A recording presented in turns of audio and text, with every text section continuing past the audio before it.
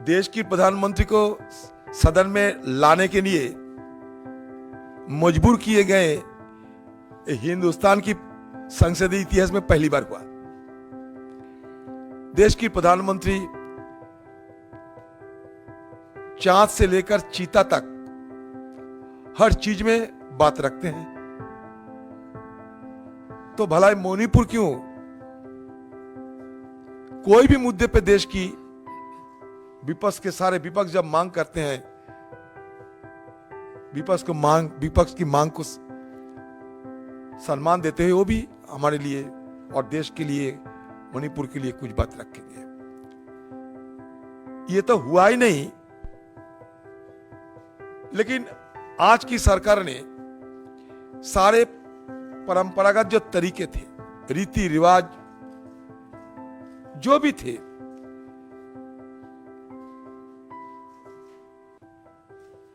सबको अमान्य करते हुए, धजिया उड़ाते हुए एक के बाद एक बिल पारित करते रहे। सब जानते होंगे कि शुरू के दिन से देश की प्रधानमंत्री नरेंद्र मोदी जी को हम लोग ये गुहार लगाते आए थे कि मणिपुर की आज की जो हालात, ये हालात बड़ा गंभीर होते जा रहे हैं और देश की प्रधानमंत्री होने के नाते हमारे देश के प्रधानमंत्री जी को यह जिम्मेदारी भी बनते हैं कि मणिपुर के मुद्दे को लेकर सदन में वो बात रखें। ज्यादा तो हम मांग नहीं किए थे, सिर्फ दो टुक मणिपुर के बारे में बोलने के लिए हमारी तरफ से मांग सदन शुरू होने का पहले से ही हम उठा रहे हैं। ऐसा नहीं कि हम मोदी जी से ये उम्मीद करते हैं कि सदन शुरू होते ही उन्होंने कम से कम मणिपुर के बारे में दो चार बात रखे और हम सदन शुरू कर दें। बस मतलब इसमें साफ है कि हम सदन चलाने के लिए ही सदन में आए और सही ढंग और सुचारू रूप से चले, इसलिए प्रधानमंत्री मोदी जी को दरखास्त भी किए। लेकिन हमारे बात को जब टालते जाए तो हमें भी अपना देश की प्रधानमंत्री को संसद में आने के लिए उपाय भी ढूंढते रहे और ढूंढते अंतिम औजार जो हमारे संसदीय व्यवस्था में होते हैं, अविश्वास प्रस्ताव लाए, क्योंकि कम से कम प्रधानमंत्री जी सदन में आके बात तो रखे। तो बस यही आपने देखे हैं, रूल 198 के तहत ये होते हैं हमारे ये अविश्वास प्रस्ताव की चर्चा। और हमारे पार्लियामेंट की ये परंपरा होते हैं कि जब तक अविश्वास प्रस्ताव पे चर्चा खत्म नहीं होते तब तक बाकी जो बिल वगैरह है उसको पारित नहीं किया जा सकता। मैंने उदाहरण के तहत आपको बताना चाहते हैं कि 1978 ऑपोजिशन लीडर थे स्टीफन साहब, प्रधानमंत्री मोरारजी देसाई शायद 10 या 11 मई को सदन में अविश्वास प्रस्ताव लाए गए थे। उसी दिन, मतलब जिस दिन अविश्वास प्रस्ताव लाए गए थे, उसी दिन सदन में अविश्वास प्रस्ताव के बारे में चर्चा भी शुरू हो गई थी। इसका नतीजा क्या निकला? बाकी सदन सही ढंग से सुचारू रूप से चले। मुझे लगता था कि हमारे पार्टी को, सारे विपक्ष को, हम सबको एहसास तो थी कि देश की प्रधानमंत्री चांद से लेकर चीता तक हर चीज में बात रखते हैं, तो भला मणिपुर क्यों? कोई भी मुद्दे पे देश की विपक्ष के सारे विपक्ष जब मांग करते हैं, विपक्ष की मांग को सम्मान देते हुए वो भी हमारे लिए और देश के लिए, मणिपुर के लिए कुछ बात रखेंगे। ये तो हुआ ही नहीं, लेकिन इसके उल्टा हुआ। जैसे कि हमारे परंपरागत जो तरीका है सदन के अंदर कि अविश्वास प्रस्ताव लाने से और कोई चर्चा नहीं होना चाहिए जब तक अविश्वास प्रस्ताव की चर्चा खत्म ना हो। लेकिन आज की सरकार ने सारे परंपरागत जो तरीके थे, रीति रिवाज जो भी थे,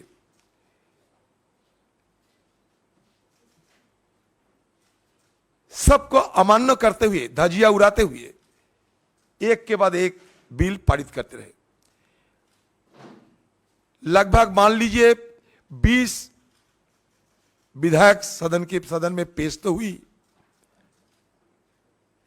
और बिल पास हो गए 22। 20 बिल पेश हुई, पारित हो गए 22। और सबसे बड़ी बात है कि अविश्वास प्रस्ताव स्वीकारने के बाद 17 ऐसे बिल है वो भी पारित हो गए। मतलब क्या हुआ कि विपक्ष ने कोई ऐसा विधेयक पे अपना बात रखने की मौका नहीं मिल पाए। तो हम किधर जाए? परंपरा इसको मान्यता देने के लिए सरकार को गुहार लगाएं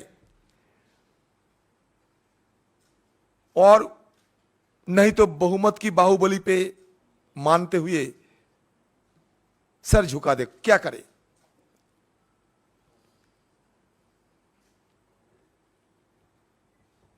तो इसमें सारे जो इंडिया अलायंस, उन्होंने यह फैसला किया था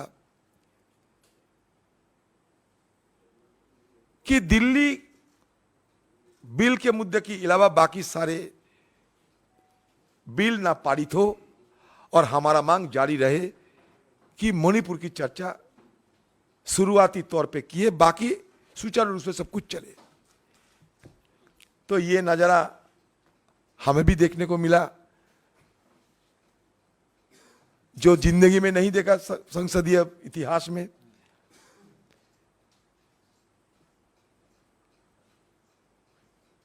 कि भले ही अविश्वास प्रस्ताव ताक में रखा जाए,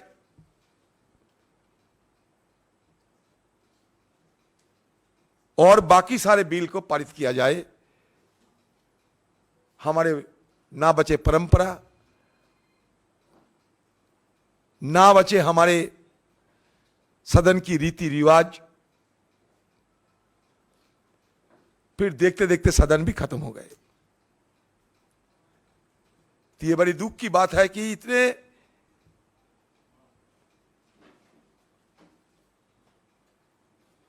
सारे मेंबर हिंदुस्तान की हर कोने से आते हैं, लेकिन अपना बात रख नहीं पाते।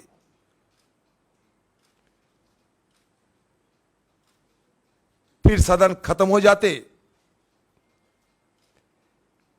दिल्ली में तो हमारे कोई सरकारी दफ्तर नहीं है कि यहां रहे, घूमे,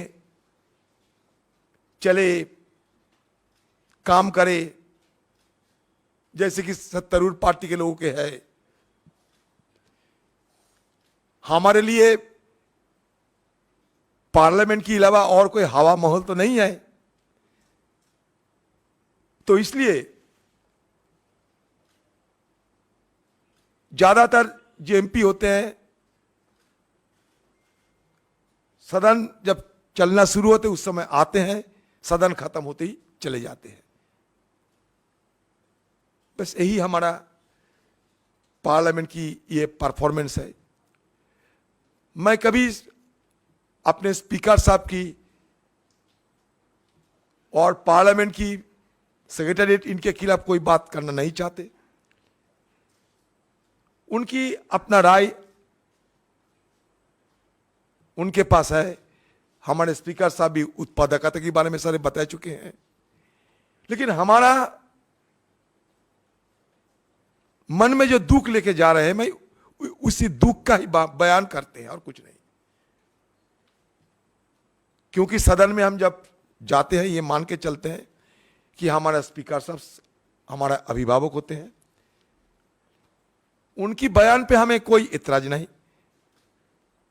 सदन में तो बिल पारित हुई है, ये तो सही है, लेकिन वो बिल पारित में हम लोग भाग नहीं ले पाए, यही हमारा दुख है। देश की प्रधानमंत्री को सदन में लाने के लिए मजबूर किए गए हिंदुस्तान की संसदीय इतिहास में पहली बार हुआ कि जिस प्रधानमंत्री सदन में प्रवेश करते ही मंदिर समझकर अपने माथा टेका था, वो दृश्य सबको याद होंगे जरूर। उन्होंने ही मंदिर आने में एतराज करते रहे और हमें कोई इच्छा नहीं रहते हुए भी देश की गंभीर समस्या के बारे में सदन में बात रखने के लिए और चर्चा शुरुआत करने के लिए हमें बुलाने पड़े। और खासकर जब वो लीडर ऑफ द हाउस है, हाउस के नेता है, 2 घंटे गुजर चुके हैं, सोचा कब बोलेंगे मणिपुर। बार बार सदन में हम लोग गुहार लगाते हैं, ये पीएम साहब मणिपुर के बारे में आप बोलोगे या नहीं? कम से कम तो ये बोलना चाहिए था कि हां बोलूंगा, आप रुको, वो भी नहीं कहे। अगर किसी के घर पे आप जाएं, आपको प्यास लगे, 1 गिलास पानी मांगे और पानी नहीं मिले तो क्या करें? बाहर जाकर तो पानी पीने जाने पड़ते। तो हम भी क्या करें? 2 घंटे से बार बार ये मांग करते रहते हैं कि मणिपुर में आप बोलोगे, मणिपुर में बोलेंगे, मणिपुर में बोलिए। सिर्फ सारे विपक्ष ने, और ये भी मैंने देखा कि सत्तापक्ष की मंत्री कहिए, नेता कहिए, वो भी बैठे बैठे खस्ता होकर, थके हुए, छोटे मोटे नींद भी लेते रहे, मतलब नैप की तरह, छोटे मोटे, गंभीर निद्रा नहीं बल्कि छोटे मोटे निद्रा भी लेते रहे। आप सारे विजुअल देख लो, पता चलेगा। लेकिन हमारी तरफ से सारे विपक्ष ने बड़ी उम्मीद लेकर बैठे थे। कुल मिलाकर हमें बाद में पता चले कि प्रधानमंत्री जी और एक रिकॉर्ड शायद तोड़ने वाला है कि हिंदुस्तान के कोई प्रधानमंत्री 2 घंटे से ज्यादा सदन के अंदर भाषण तो नहीं दिए। पता नहीं, रिकॉर्ड करना ही हमारे देश के प्रधानमंत्री को आते तो हैं, बहुत सारे रिकॉर्ड किए हैं। रिकॉर्ड के बारे में सदन के अंदर में भी हमें गिनाया क्या क्या रिकॉर्ड किया। लेकिन यह भी एक रिकॉर्ड हुई कि जिस मुद्दे को मेन फोकस करके सारे विपक्षों ने शुरू से गुहार लगाते आ रहे थे, विपक्ष को, वो मुद्दे को प्रधानमंत्री मोदी जी ने सिर्फ 3 मिनट की वक्त दिया। जब उनकी भाषण ही 2 घंटे, मान लो 2.25 घंटे तक चली, और सारे विपक्ष को की जो मेन मुद्दा थी उसमें उन्होंने सिर्फ 3 मिनट समय बिताई। तो इसके आप खुद पता कर लो हमें और क्या करना चाहिए था। बोलने के लिए तो बोल के आते हैं, हम अगर रहते तो ना बोलते, चले गए तो बोलने का मौका लेते। किधर जाएं हम लोग?